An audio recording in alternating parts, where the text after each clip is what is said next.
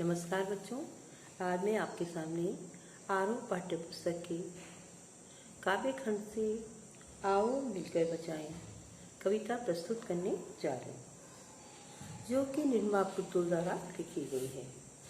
उन्होंने आदिवासी जीवन के कुछ अनछुए पहलुओं को से कलात्मकता के साथ हमारा परिचय कराया है और संथाली समाज के सकारात्मक और नकारात्मक दोनों पहलुओं को बेबाकी से सामने रखते हैं।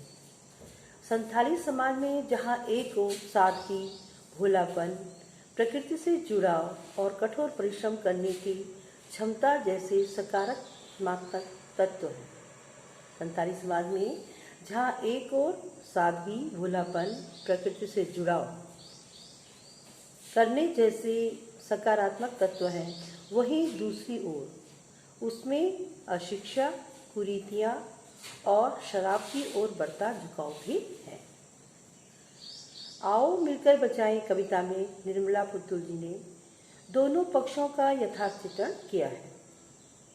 बृहत्तर संदर्भ में यह कविता समाज में उन चीज़ों को बचाने की बात करती है जिनका होना स्वस्थ सामाजिक प्राकृतिक परिवेश के लिए जरूरी है। प्रकृति के विनाश और विस्थापन के कारण आज आदिवासी समाज संकट में है, जो कविता का मूल स्वर है। संथाली भाषा से हिंदी रूपांतर अशोक सिंह जी ने किया था। बच्चों, मैंने अपने पिछले भाग में आपको कुछ काव्यांश बताए थे। आज मैं उसी के आगे काव्यांश आपको बताने जा रही हूँ। भीतर की आग, धनुष की डोरी, तीर का नुकीलापन, कुल्हाड़ी की धार, जंगल की ताज़ा हवा, नदियों की निर्मलता, पहाड़ों का मौन, गीतों की धुन, मिट्टी का सूंधापन, फसलों की लहलहाट। भीतर की आग, आग क्या है? उत्साह, एक गर्मी। आग से क्या तात्पर्य है यहाँ पर? एक उत्साह से। तो भीतर की आग, धनुष की डोरी, तीर का नुकीलापन। निर्मलता क्या है? पवित्रता है। और आग से तात्पर्य है उत्साह से। गर्मी से है, लेकिन यहाँ पे उत्साह से तात्पर्य है। इसमें संदर्भ तो वही लिखा जाएगा कि आरोह पाठ्य पुस्तक के आओ मिलकर बचाएं कविता से ली गई हैं पंक्तियाँ, और जिसको कि निर्मला पुतुल जी ने लिखा है। प्रसंग है, प्रस्तुत पंक्तियों में कवित्री ने अपनी परिवेश व संस्कृति को शहरों की सभ्यता व संस्कृति से बचाने का आग्रह किया है। कवित्री जी कहती हैं कि संथाली समाज को संघर्ष करने की अपनी प्रवृत्ति,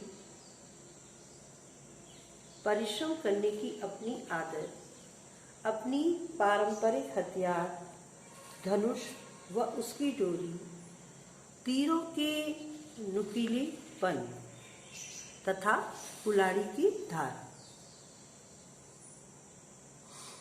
तीर का नुकीलापन तथा कुल्हाड़ी की धार आदि को बचाना चाहिए।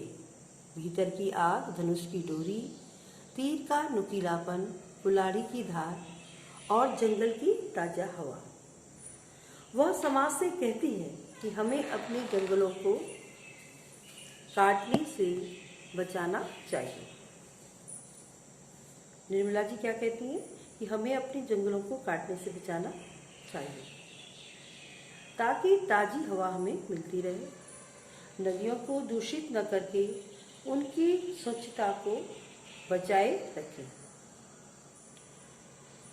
संथाली समाज को की अपनी एक संघर्ष करने की प्रवृत्ति है, परिश्रम करने की अपनी आदत है। और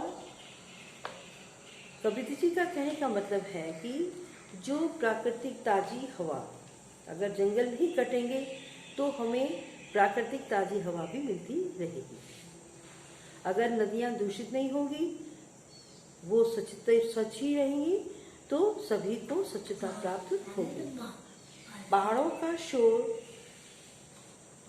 शोर को रोककर हमें शांति बनाए रखनी चाहिए। हमें अपने गीतों की धुन को बचाना है। नदियों की निर्मलता, निर्मलता क्या है? स्वच्छता। पहाड़ों का मौन, गीतों की धुन, मिट्टी का सूंधापन, फसलों की लहलहाट, यह क्या है? हमारी संस्कृति की पहचान है।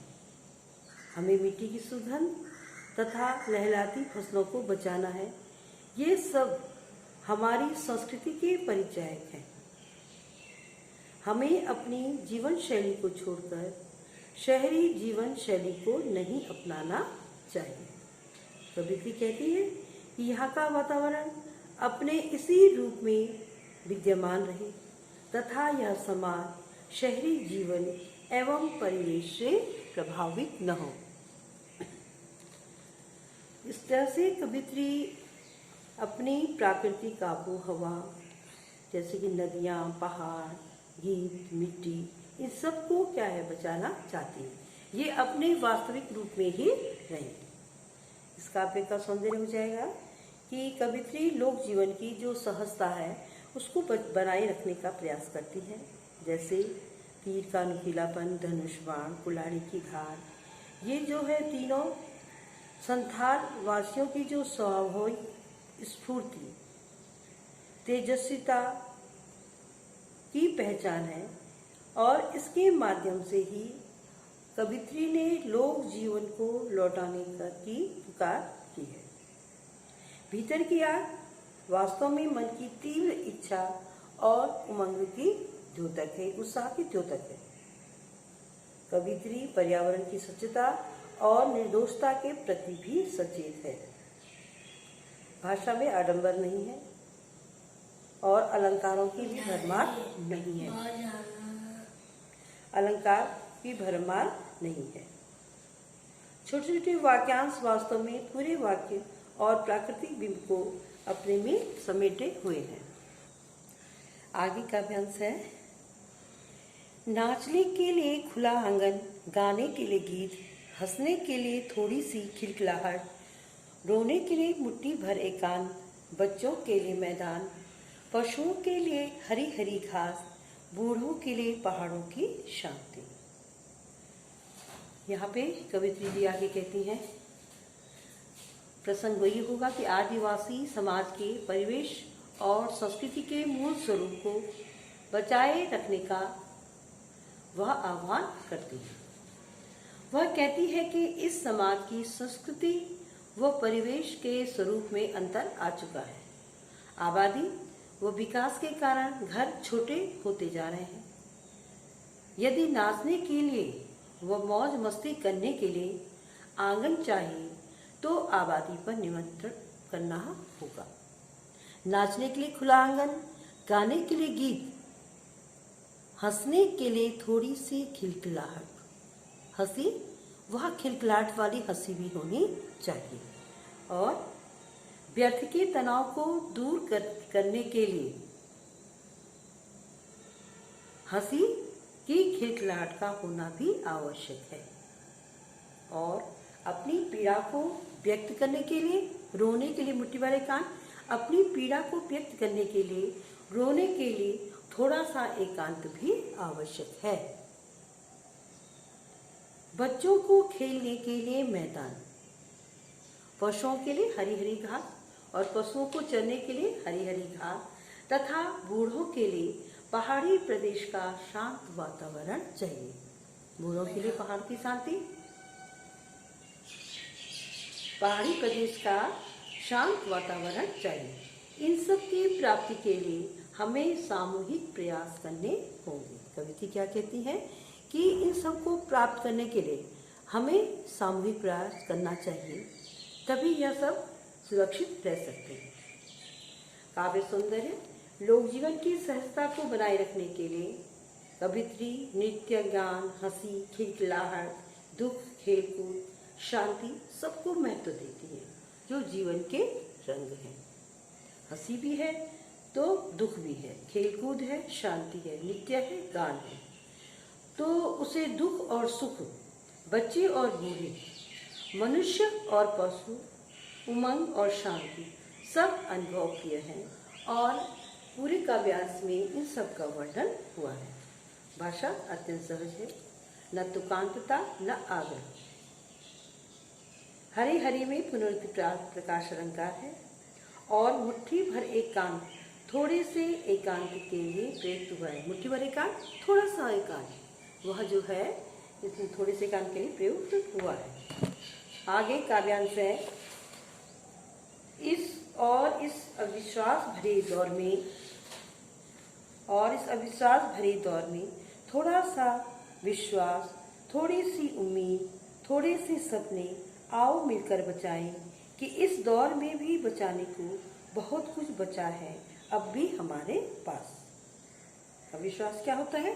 दूसरों पर विश्वास ना करना। और दौर क्या है? समय। कबीर जी प्रस्तुत पंक्तियों में यह बताने का प्रयास करती हैं कि हमारे समाज में अविश्वास को विश्वास में परिवर्तित किए जाने की आवश्यकता है। वह विश्वास एवं आशा के संसार में जीने की पक्षधर है। कबीर जी कहती हैं कि आज चारों ओर अविश्वास तथा धोखाधड़ी का बोलबाला है।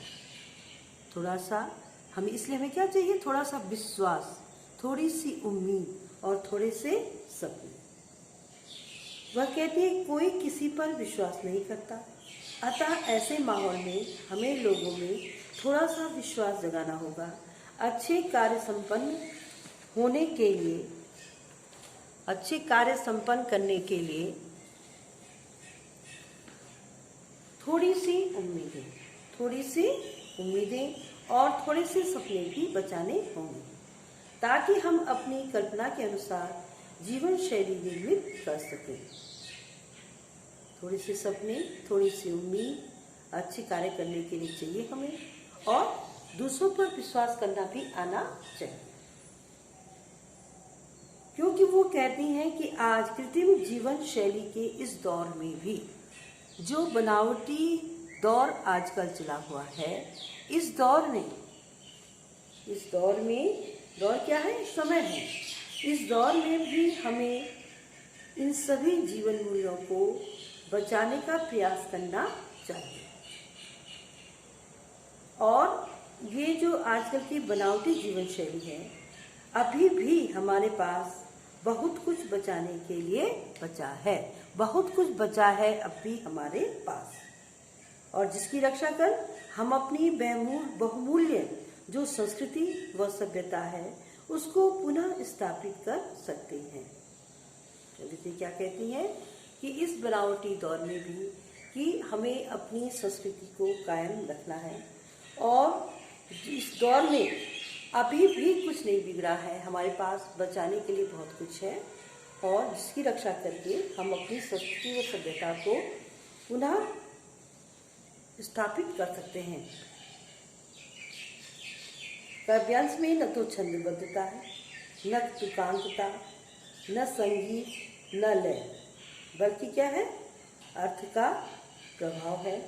लेखिका की जो कथन शैली है वो काव्यात्मक है।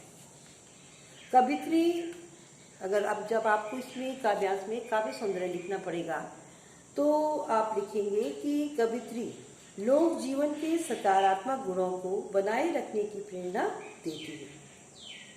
वह शहरी संस्कृति के प्रभाव से उपजे अविश्वासपूर्ण वातावरण को निर्मूल करना चाहती है। थोड़ा सा, थोड़ी सी, थोड़े से की आवृत्ति से अभिव्यक्ति बहुत अच्छी बन पड़ी है।